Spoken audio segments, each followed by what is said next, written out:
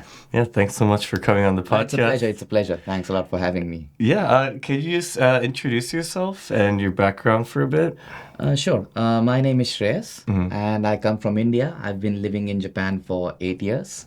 I've done my master's in laws over here, the Japanese laws, and I can speak a bit of Japanese, English, and obviously my native tongue. So what is your native language? So I have two native languages, technically, Marathi and Hindi. We use English as a common language in India because we learn everything in English.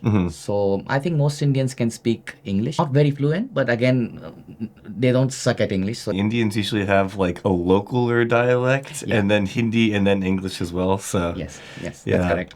And I felt like you might be modest about speaking some Japanese because you mentioned you're in a master's program for law, which is, and that's just a Japanese program, right? Yes. Yeah. I've never met anyone who's a gaijin who's done that before. Well, there are, to be frank, a lot of gaijins, but mostly they come from kanji-ken, meaning that countries which use kanji as a dominant way of expressing. course, Chinese okay. Yeah. Students, Korean students, for instance. Yeah. So, yeah, that might be a peculiarity I have. So, And did you do undergraduate? yes, I did my undergrad here in Japan as well. Okay. And so what made you want to continue studying like higher degree in Japan? I think it would be the love for Japan, my love for Japan. That is the only sole factor that has me driven all these years, that had me motivated all these years. Oh, okay. So when you originally came to Japan, how were your Japanese skills? Okay, 8 years ago, if I was to analyze my own skills, it would be I could obviously hold a good conversation, but again, it was a mix of keigo and sometimes expressions which were rude or which had like double meaning. Not double meaning in the sense that they were dirty jokes, but like they had different connotations to them. So yeah, it was a mixed bag.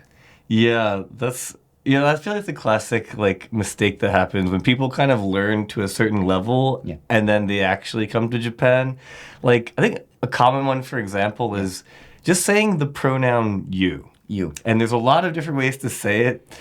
I actually, personally, one of my mistakes was even when I was kind of fluent, I was still calling people omae. Just as you. Just because it's used so much. That's a classic one. Yeah, that's a classic one. Omae. And I think watching too much anime also leads to that mistake. Can really get you. Yeah. Can you think of any specific language mistake you made? Best one was gotsou sama deshita and goshusho sama deshita. You say goshusho sama for context, for those who don't know. Goshusho sama deshita is said when somebody dies. And gotsou sama deshita is said when somebody treats you, for dinner or like drinks. So mixing up those two can be fatal, It has deadly consequences. I'm not going to lie, that's hilarious. I want to make that mistake intentionally just for fun. So that you are the center of attraction, everybody's talking to you. I think that's a, good way to attract attention. Yeah. So back to your law degree. So you're still studying that right now? I just graduated last month, but technically I'm still studying because I have to give the bar exam in Japanese. So, yeah. Right. Bar in Japanese seems very... How are you studying for this? Okay, so there are two different types of papers we have to attend. First is single MCQ, multiple choice questions. And the second one is the written exam, in which we have to write... You have to give 7 subjects. So it's pretty difficult. Only 4 to 5% of people pass this exam. Oh, wow. Yeah. And that's amongst the native population. Yeah, that's amongst the native population. So it's an uphill task. But that would just be a very interesting, unique accomplishment. People say I'm stupid, because it's really stupid to come here in Japan and study laws and attempt an exam which even barely Japanese people pass. But, that drives me, that motivates me to study even harder. So, yeah. Yeah, exactly. No, I think it's brilliant because you would have such a unique accomplishment. Yeah, if I would pass the bar exam. Yeah. That's true. Yeah, I guess if you just fail over and over again... I mean, even my professor, he has failed it like 16 times. He passed it on his 17th attempt. Yeah, so it's very normal for law students to pass it, fail and again and pass it on the 7th, 8th attempt. So, assuming you pass the bar and become an official lawyer, is there something you want to specialize in? I think my specialization would be in companies normally which are trying to expand in India. That would be my focus because that is the area where I could contribute the most, where I could be the most useful. And again, I would like to do as a part of volunteering, not to make money or something, but help foreigners in distress, like because a lot of foreigners, they complain that we went to the free legal consulting but we didn't get it in time, we don't understand, they're not being very helpful. So as a foreigner, I want to help the community here, or gaijin brethren. Indeed. Yeah. Yeah. As on behalf of gaijins, we thank you. Are there any like legal cases you're familiar with where like you felt like gaijins had been treated unfairly, or you thought you wanted to help out? A lot of. Where can I start with? I just helped out a friend, but he is a model in Japan. But his pictures were getting used on Tinder, and like fake profiles. Like he's just 30 or 28, but his age was like 42, and his profile was like, I've come here to just mess with Japanese girls, ping me and all that. And somebody was using his pics from time to time, and it reoccurred. And he was like, I'm getting really distressed of this, because even my manager knows about this, and it's obviously a detrimental to your image, right? Interesting. It's not very good in Japan to be known for using a lot of the AIK applications. The AIK meaning dating applications. So yeah, that was something I decided to help him with, and we actually tried a lot of things. But again, in Japan, it's hopeless as a foreigner to deal with all these things, because you don't have the financial power to deal with Japanese courts. You don't have the required Japanese language, skills, knowledge. So yeah, a lot of things that I can talk about over there. That's just an interesting case, because that's not specific to Japan. The idea was like phishing maybe, or just stolen identity can happen anywhere. I'm trying to think like how would legally you be able to get involved, because you don't know the person that's stealing identity, right? Yeah, you don't know about that person. Yeah. So what's the play exactly? So normally back in my own country in America, maybe you can issue a court statement forcing Tinder or whichever company is involved to identify that person. But in Japan, the courts cannot force that company to identify that person. So that is the major problem we face here right now. So yeah, you're right. Irrespective of foreigners, any person can go through this and be a victim of this scam. But the play here is that the courts here are not assertive. They are very, very defensive in everything. They don't want to issue direct orders to a company. Lawyers here also don't want to get directly involved. They're just like, it's a hopeless case. The best thing is that you make your profile private and not make it public, so that people don't steal your pictures. So that's the whole ball game over here. Interesting. So is it overall more difficult to establish a case in your own defense in Japan? Like what makes Japan different from other legal systems, as far as you're saying? So if you can speak Japanese, that makes a huge difference, especially in keiji saiban or in criminal cases, where I've seen that the judge has to ask the translator or the interpreter, as we call it, dojitsuyaku, as to what the defendant is saying. Not the defendant, but the accused is saying. And sometimes the accused says a different thing, and the translator, blurts out a completely different thing, And I was listening once to a case, and the girl was saying that I have no idea about what that is. I might have done it, I might have not done it. And the translator, who was a Japanese woman, she was old. Perhaps she didn't hear it correctly, but she was like, she said that she might have done it. She didn't translate the later part, which was very important and very detrimental. So that I was listening to, and I felt like standing up and saying, that's wrong, But again, I'm just there for the bocho. Bocho seki, meaning I'm just looking at the court. I'm just a spectator, so I cannot say anything that would be against the rules of the court and manners of the court. So that's one case I saw. Yeah, so much can be lost in translation, especially when you're trying to translate an ambiguous statement, like may or may not have done. Correct. Ambiguity is different in Japanese and English. It's on a next level. It can either mean yes or no, and it can be a gray, maybe it can. So yeah, but especially like if you're just looking at a court transcript. I don't know if that comes into play in the law. It does come into play. We have transcripts. We have people who write all whatever is being discussed in the court.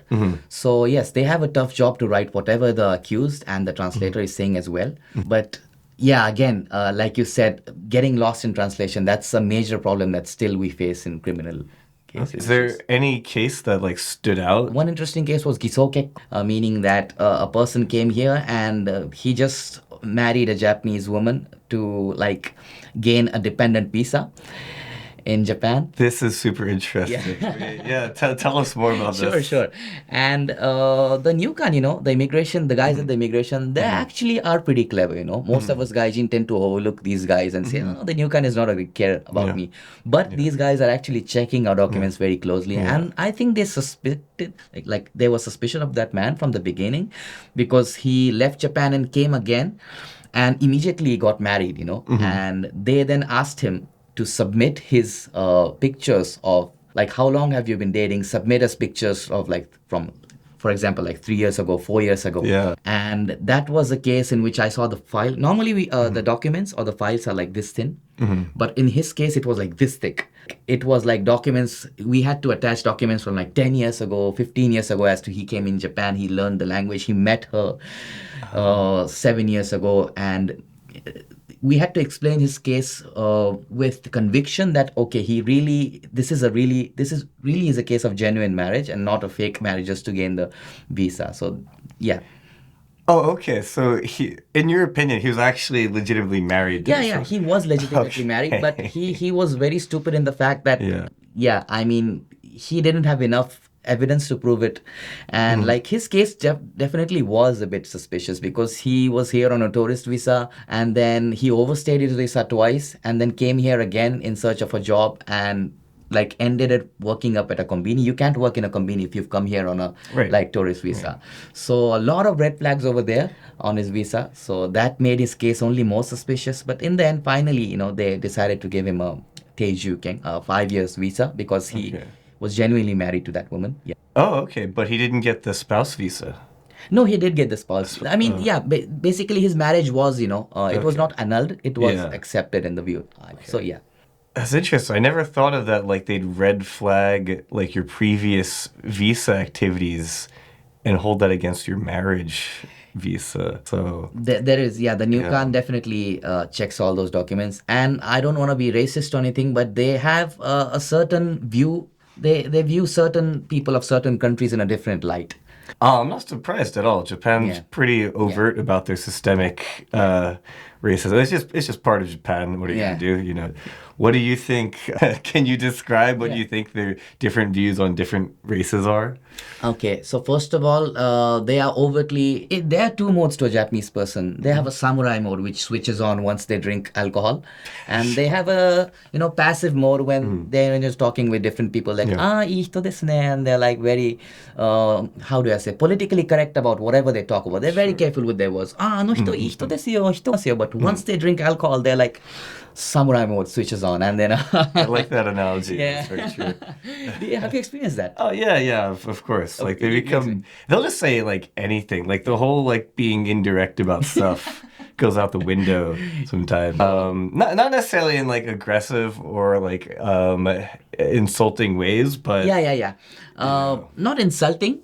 Overtly insulting, but like, I mean, fireworks start happening, once they start talking in there, and they are more direct about things. Pretty much. And so coming back to your question, it's mostly what I've experienced. It's about Chinese people and Korean people, according to me, because of the history Japan has with China and Korea. And I think mostly it has to do with China and Korea. I've not experienced much racism, direct racism towards me. It was more a mixture of ignorance or xenophobia. Like it's mostly directed towards foreigners rather than me as an Indian. So I mean, that's it. Like that's more or less the things I've experienced about. Yeah, that's interesting. Yeah, like China and Korea, there's a historical reason why they treat them differently. Because people always ask me, like, the American concept of racism is very much like, it's supposed to be based around, like, black people and white people, putting them against each other. People trying to apply that to Japan. And I tell them, actually, black and white people and other races are kind of lumped together under gaijin. Exactly. They don't really point. differentiate That's a very good point. within that. That's actually a very good point, because the concept of racism like you have there in the West, in America, is completely different as compared to Japan. We are all under the umbrella of gaijin, and not as, Hispanics, Caucasians, African Americans, Indians. So that I agree with. Yeah, and another thing is, I should actually interview one of these people, but I have a lot of friends who are like half like Ghana, half Japanese, raised in Japan. Yeah. And so there's people, they look very different than native Japanese people, but since they've been raised in Japan, the mindset and the manners and cultures are all there. So they're pretty much, as far as I can tell, generally accepted as Japanese people. So it's not like color of your skin type racism. Yeah, we can say, it's not based entirely on color. Yeah. Yeah. Yeah, yeah. It's more or less, it has to do something with being different, just being different. I think that's the only criteria for being, Yeah, and well, part of it I understand because they have so many like rules that are really like unwritten that kind of make society go around, and everyone obeys them. But you get the gaijins come in, gaijins smashing left and right, and it annoys them. So like they're like, another gaijin, he's gonna mess this up too. Yeah. So like that's where this attitude against like foreigners can come from. Which Definitely, yes, yes. There is like a Japanese man told me once a very good saying in Japanese, like sabetsu wa nai, meaning that we don't discriminate, but we differentiate. Yeah. So that's one thing he told me, and I kind of nodded to that. That sounds kind of fair enough, because it's not like he's hating a certain color of people, Right. But yeah, he's just hating foreigners in general. So yeah, that's a very politically correct or like nice way to put that. Yeah. That sentence. Though. Props to that man. I mean, it's not my own invention, but yeah, he told me that dialogue, and I loved it ever since. But yeah, of course, mostly we love Japan. A lot of positive things. Yeah. I noticed you take part in a lot of different like cultural activities. Yes. I'm very curious how you find out about some of these things. You can tell us like what are some of the interesting things you've done. Okay, I was the tourism ambassador for the Saitama prefectural government for 3 years, and that stemmed out of like my love for Saitama and my hometown of Saitama. I call it my hometown. So that was the beginning of how I found about the activity you just mentioned, because the audition which I appeared for was also an audition for the Saitama. This time it was the ambassador for the city promotion, PR. So yeah, these are the activities I normally engage in. Volunteering activities, you don't make money out of it, but they just want to use your gaijin face and your gaijin not fan following, but your gaijin ness to like promote Japanese culture and Japanese tourist destinations abroad. So that's like more or less of what the activity was about. Oh, okay. So is your likeness on like promotion materials? Yes. You get selected on your ability of how better you are at promoting, and how diverse you are, how many languages you can speak, how much of a following you had. But mostly girls get selected, so that's a different ball. Oh. But you got selected in this one? I have appeared in the final as a finalist for four years consecutively. Okay. Yeah. There wasn't a single guy in the finalists. Everybody, there were only girls. But the sad part is that not a single guy has got selected in the past 16 years of the tourism ambassador. And because you don't know, but Japanese people normally, when they think of ambassadors, they think of girls wearing those, what do you call that? White, not ribbons, but what like a sash? Yeah. So a guy being an ambassador or being the face of the state or the city is very, very difficult to comprehend for the Japanese people. So that explains why I'm there in the finalists every year. I get the popular vote. Everybody votes for me, but I still don't get selected by the judges because I don't fit the criteria. But yeah, that's also something I had a hard time dealing with, but I've just accepted it. I'm just having fun at the time. Okay, yeah, as long as you're having fun, it seems like good exposure to. But yeah, it's not like a miscon, right? But I know Japan has a miscon for like everything. Everything, yeah. So. I mean, the only time when our university was crowded was during the miscon, and not during when we were doing, for example, a polio vaccination drive. Not a polio vaccination drive, but a blood donation drive. I thought people would come, but nobody came on that day. And when there was a miscon, everybody from around the area came. And they're huge things. Yeah. This is Japanese. Miscon is, I guess, Miss Contestant. Yeah. So the idea is it's a pageant. That's what pageant. Yeah, pageant. So I guess it's like for Miss Saitama University. Yeah, exactly. Miss Saidai. Every university has one. So. Yeah. And I guess it's like the highest honor for a girl to be chosen. To be chosen, and there's no bigger honor than that. To get chosen on a stage and get cheered by the oji-sans and drinking the chuhais. So. Yeah, I'm sure. It seems like a Japanese culture thing. I'm trying to think. Like America probably just has the main pageants. The main pageants. Okay, you don't have it at universities in America? Universe? Not that I know of. Okay. Yeah, I never even thought You about don't- that. I okay. do think this is specific to Japan. Yes, I mean, I didn't have in my country we had a fashion show, but again, there's nothing like we didn't have a pageant for university. Right, Yeah, right. that's interesting. You don't have it in America. I thought like it was pretty common in the West. Like Miss Harvard? No, I don't think No, you don't have. that's, I think that would be considered like demeaning, Demeaning, or okay, to the something. okay, yeah. The West has they have very strong feminist values right now. Okay, That okay. I think maybe clash. But yeah, no, I just never heard of that. So it's funny. You actually brought up a very interesting topic. In the West, feminism is something that is very debated on, especially with the rise of Andrew Tate and all that. But in Japan, most females are not even familiar with the concept of feminism. They're like, when I ask them, what are your views on feminism? They're like, what is feminism? Like, what's masculinity? And like, we like, there are two genders. So that is very normal for them. They're not used to this concept. What is your take on that? Like, Yeah, and first of all, I would say that like Japan is definitely isolated from these whole culture wars, probably because of their lack of participation in the Anglosphere in the internet. Yeah. Like mostly they Agree. don't speak English so well. They don't. they're not on Reddit. They're not on Reddit. They're probably not scrolling through Andrew Tate Yeah. videos. So they really have maintained their cultural Yeah, values, right? Which is interesting. And I think like because Japan, it is very like women have very normal views about traditional values, and it's not really something that's even on their mind, so to speak. Like it's something like that's highly like talked about in the West. I think it'd be very interesting for people in the West to be exposed to like Japanese women, how they like how they live their lives, how they derive happiness. They're just like they don't have the stress of wanting to be alpha females. I feel like That's actually what I like about them. They're very pure in that sense. They're not trying to be something else when they're not. Yeah. So yeah, that's what I actually like about them. They're just being Japanese people, just being them. They're not trying to like you get me actually. Yeah. One thing, I feel like lots of girls end up attaching themselves to some kind of subculture or hobby, especially like, I mean, Bukatsu is very big in Japan, like their club, and they'll be into that or some kind of fashion or something. And that's pretty normal. And then also I've met a lot of girls who do like CEO activity. Yeah, just in my experience, I've met a lot of girls that run their own company. Very what you would say is like type A behavior. They're very like on top of things and productive. And That's interesting. I feel like in America, I feel like it's called like a boss bitch or something. Boss bitch, Like okay. this is That's also something I didn't know. I learned that one on the internet, but like even if they're running like businesses or being CEOs, they don't have so much like of this attitude of I'm an independent, strong woman. I'm running my own company. Yeah, Cardi B. Yeah. don't really have that. So yeah, I don't want people to think that like women don't like do business or strive for like even me. Yeah, entrepreneurs. Yeah. Like it totally does happen. It's very common in Japan. I know a lot of women that do that, but it just doesn't come with the same attitude. It seems to come. Yeah, it's a completely different.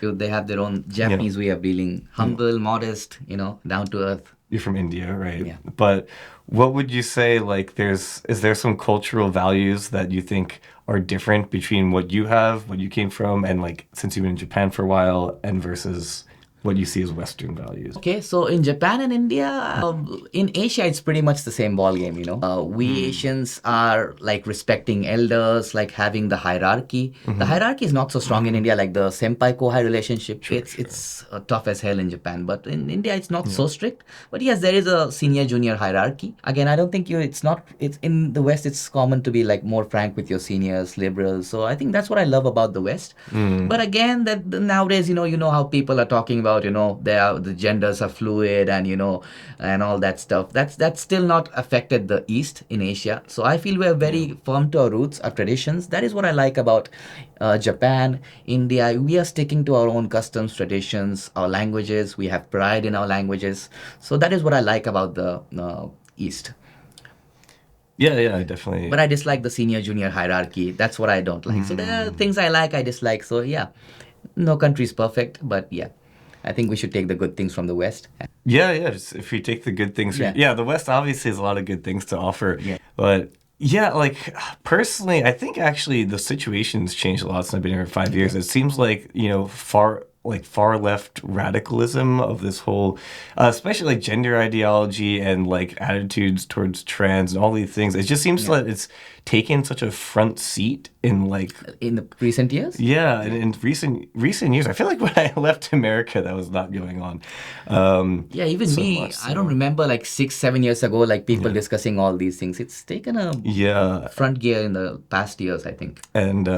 And like racial politics. The whole, I would say, identity politics in general seems to, as from what I can tell on news sources, has gotten worse in the West. And that's something that basically is not transferring to the East, fortunately, as far as I can tell. That's a good observation. Yes. That's what I agree with.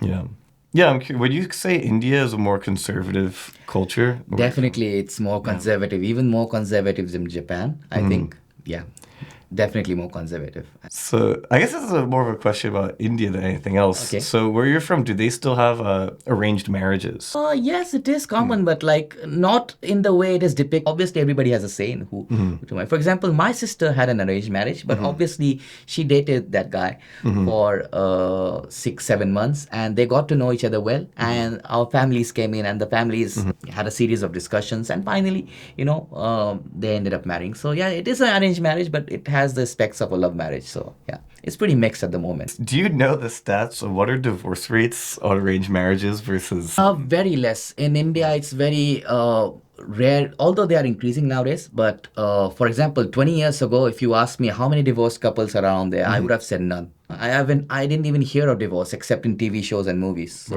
it was very rare for a person to get divorced because of the social restraints and if the stigma associated with remarriage. You can remarry technically in the eyes of law, but if you do, then there's a social stigma attached to you. So yeah, that has vanished with time. So I think the number will increase of divorce rates and remarriages. But if you asked me this 20 years ago when I was a toddler in India, I would have said I haven't heard of. Yeah, just asking. It seems like a situation where both families are kind of heavily involved in the marriage. That's right. Seems like it would be more sustainable, like less likely to lead to divorce than That's right. in the West. So that's right. We fact check each and everything before marrying, so that the chances of leading to a divorce are minimalized. Only if the people who marry change. There's a radical change in them. Unless and until that happens, there's a very less chance of getting divorced. Is there still caste system considerations taken into? Yeah, it's good you asked this. Yes, I mean, we have a reservation system in education. That's very hard to grasp because the word reservation can mean a lot of things. But the caste system itself has been abolished since 80 years. Right. So on paper, if you ask an Indian person, is the caste system still prevalent? He will say no. Right. In the eyes of the law. But we have a system which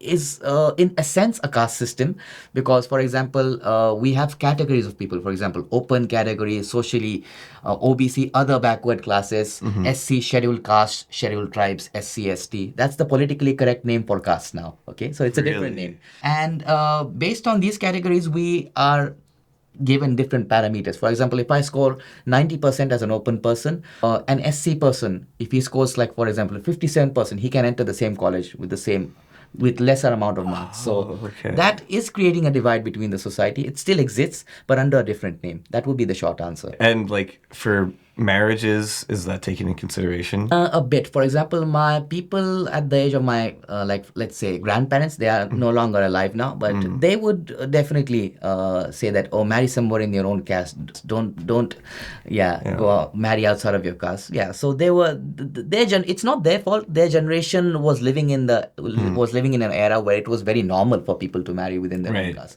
for different kind of reasons. Some were very, very logical reasons, and the other reasons were illogical reasons. So I don't blame them, but our generation is more frank, candid, and doesn't care about caste.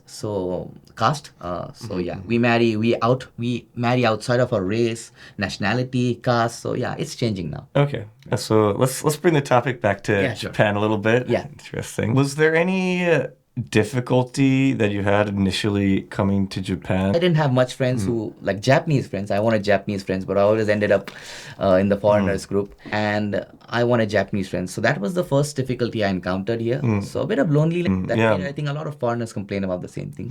That's interesting. So, but now that you've been here for a while and you did a Japanese university too, would you say your closest friends in Japan are Japanese people? Yeah, definitely.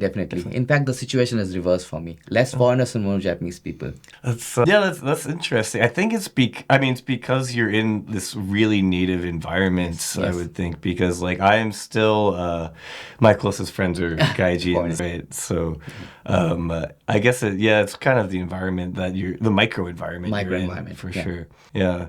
And so some people, this is something gaijins talk about. They say like it's hard to get close to Japanese people or become their real friend. Very true. So, but I guess if you become close friends with Japanese people, what do you think the difference is, and why do people think this? Okay, depends on how much you can speak Japanese, because that is definitely a deal breaker and a game changer. If you can, it all depends, not everything, but most of it depends on that. And another factor is who you hang out with. Like you said, for example, in my case, I go to a Japanese university. I also did the bukatsu. I also love nomikais. So if you're a very social person, outgoing person, then that always helps your case. Because if you're shy and if you're an indoor type person, then it's obviously going to be difficult making friends in any country, not just Japan. It's not like limited to Japan. So these are the few factors that definitely shape your connections. And for example, in my case, I work as a bartender in a local izakaya, a local place where no foreigner comes, no foreigner knows of this place. And Japanese one-san, like they pour sake to the tired salarymen, who come for a drink and want to see the one-san smile. I work at a place like that. So the only people I interact with is Japanese, purebred Japanese. They the first thing they ask me, or the first thing they ask people of color is like, "Oh, you love hip hop," and they thought of me as an African American. I'm like, okay, I know. So you understand what kind of people I deal with every day. So these are the keys to getting interacting with people who are only purely Japanese. Yeah. In that sense. Yeah.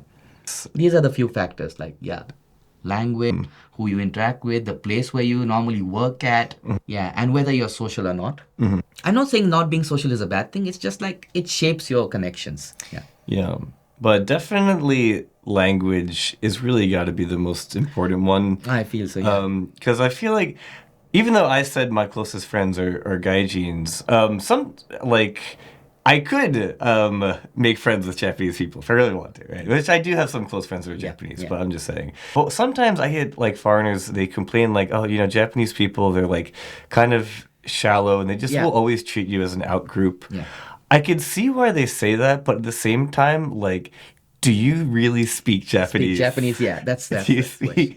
If you really do speak Japanese and communicate on that level, you'll see they're just normal people like anyone else. To the extent that all humans are kind of the same, and you can have the same type of discussions. I really think language barrier is the biggest. That is definitely the biggest factor. And you gave an interesting point over there that most of your friends feel that they are shallow. Sometimes I do come across with Japanese people who are definitely shallow. Even as a person who can speak near native level Japanese, I feel that definitely there are people who are shallow. They are just hanging out with foreigners just so that they can, brag and show off to the friends that, oh, look, I'm so international. Look, I hanged out with a foreigner yesterday. Look, I'm so international. I can speak English, So it's definitely you're the exotic fruit that they're not supposed to taste. And that's just an observation. But these people often tend to come across as shallow because they don't really want to be your friend. They just want you in their Instagram story to brag and, show off. So only a minority, please note this. I'm not saying this applies to everybody, but there are people like that. I don't take it too seriously. Of course, I've met people like that, and it's just like maybe if we're out drinking, we'll come across a group of Japanese people and be like, oh, gaijins, gaijin. Oh. I love gaijin, shakoji. They call it as shakoji in Japanese. Oh, mata nomi ni ikimashou, iko. And they don't really mean it. So. I mean, it depends how you perceive it. It's mostly amusing and like Yeah, yeah, I don't care about it, but most foreigners who come to Japan, initially they're feeling like, what's this? You just invited me for dinner yesterday, and now you're saying that you don't have time. What does that mean? So it's mostly a shakojire. They don't mean it. They're just saying it to like, Yeah. sonoba sugosu. They're just trying to appear as friendly in that Right, particular right. situation. They really take it as face value sometimes. Like, wow, these Japanese people love me. Love me, exactly. I'm the center of attraction. Everybody's inviting me for drinks, but when you call a girl and she ghosts you. So yeah. Yeah. Well, I think it's funny because it'll happen from like guys, Japanese guys will say it too, and Japanese girls will say it too. I would imagine Japanese guys are also getting ghosted by Japanese girls. Like it's A lot of the time. It's just a general Yeah, behavior. it's not limited to foreigners. Definitely happens with the definitely Japanese, not but they're good limited with to foreigners. reading Japanese girls' minds because obviously they're better than us at Yes, reading minds. yes, So yes. it does happen with Japanese guys as well. But yeah, the frequency and the rate of occurrence is more with gaijins. I think that is what I feel. Especially because they think we don't understand their culture, so they Yeah. think it's very easy to use like Japanese people know the shakojire, right? They're like, oh, we can just use like shakojire, go, and yeah. defeats gaijin. Defeats the gaijin, yeah, 1-0. Have you ever used dating apps in Japan? Yes, my the thesis I'm writing now is also revolving around dating apps. What? Okay, this is interesting. 共同不法行為の成否出会い系アプリを素材に is the name. It's a very long name, but I can send you the name afterwards. But yeah, that's the name. It has everything in my life revolves around dating apps. So yes, I've used a lot of dating apps. I met my girlfriend through a dating application. So yes. Which one? Omiai? Omiai is a more serious app. It's Yeah, not for like just hanging out because I'm really not here just for like casual things. I really wanted somebody who I could be with in a monogamous relationship, be serious. So. Right. Interesting. So yeah, I feel like there's a lot of Japanese dating apps that I'm not so familiar with. Okay. So what makes Omiai like different up front? Okay, so first of all, Omiai makes you pay monthly. So and there's a verification system. So it's very hard to create a fake profile. I'm not saying it's impossible. It is possible, but it's hard to create a fake profile, and you have to pay. So only those who are serious, who are not like in Tinder, you don't have to pay. You can use it free, and you can use it to match people, match with a lot of people. But it makes you pay. It has a good verification system. It has a broader database. I think it has the widest database in Japan. It's there. It's the posters are even visible in like Starbucks. So it's very well known. The image is very good. As opposed to Tinder, whose image is not really good in Japan because it's mostly used for, for having, physical relationships mostly in Japan. That is the image that is associated with Tinder. So I think these three factors make Omiai as a very, very reliable application to use and to meet genuine women who are really interested in relationships. Okay, yeah, the verification seems pretty legit. I've used. So do you know Tokare Deto? Oh, yes, I know that. Yes. That has like kind of a verification system. Yeah.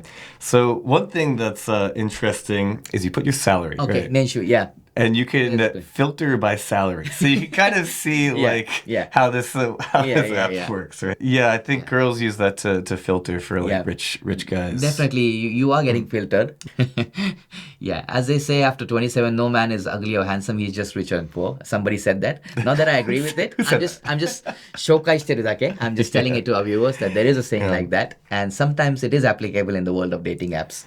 But I think this might be a cultural difference. I think Japan's a bit more upfront about associating like your status with your salary and just putting it out there. For example, one time I went to kind of, I guess, a day party. It was like 60 people in like a hall. It's a matchmaking. Right? So they have these sometimes, right? Like a or something. Okay. And for this, what you do is sometimes they have a little theme. This one, they have like a name card. You write your name. It wasn't like so structured, so you kind of got to mingle around and talk to people. Okay. But you do fill out this name tag as your name, your hobby, and your salary. Okay. If you're a man. I think the woman didn't have the salary. Okay. So it's very upfront. You just put that on your chest and walk around. Only men have to write that. Yeah. And the funny part is the Omiai application I told you about, only men have to pay. Women can use it for free. That's also another observation I wanted to add just to your point right now. Yeah. It is biased a bit, but shogunai, I mean. It's a standard feature of Japan that women are free and men pay. Men pay, yeah. I feel like that's different in the West. Okay, both of us, men males and females are made to pay. Yeah, equality. Equality, yeah. Yeah. No, in Japan, it's very standard that like all kinds of venues, there's this different price for men and women, right? Yeah, Definitely. I'm actually curious around the world how that works. Like, because in Japan it's standard, like say men 5,000 yen, women 1,000 yen are free. Free is like the standard price. That's for the standard clubs. practice, yeah. Yeah, this would be an interesting survey around the world. How Definitely, club prices. even I would love to carry out a survey on that. Yeah. Yeah.